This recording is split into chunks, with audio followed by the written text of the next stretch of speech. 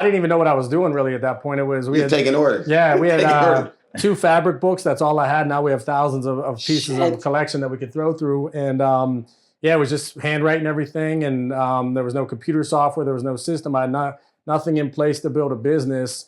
And just kept a binder, and everything was kind of stacked in there. And at that time, we were making clothing in China. It was the only place that I knew where to go in the beginning. And the product was just junk. It was not good, but it was enough to kind of get started and kind of teach me a lot of things. And then April of 2016, ESPN did a story on Titus, and he was mentioning his clothiers that he worked with. It was me and another gentleman out of Tampa.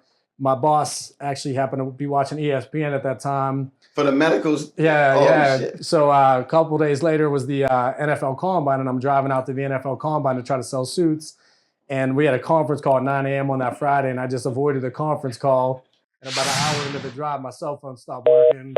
So I had a feeling that it was the end of my ride. That was it. That was probably it. Yeah, and then get home, had a good trip out there. Monday morning, a FedEx envelope was on my front door waiting and basically said I was fired. Wow. So I packed up all my stuff, put it in a nice David Allen box, and shipped it back to right back to me. He did you a solid, For man. sure. He did you a solid. And at that point, it was I just built a house, paid off a $100,000 student loan, and then lost my job all within about a year, so I had no cash.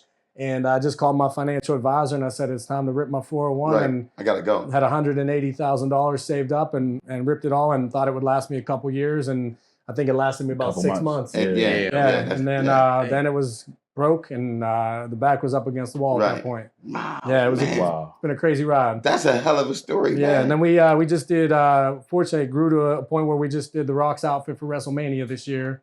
So I got to fly to Dallas to meet him and start doing some work with him. And that boy massive, man. Insane. He's massive. That vest. Yeah. It's crazy. Hey.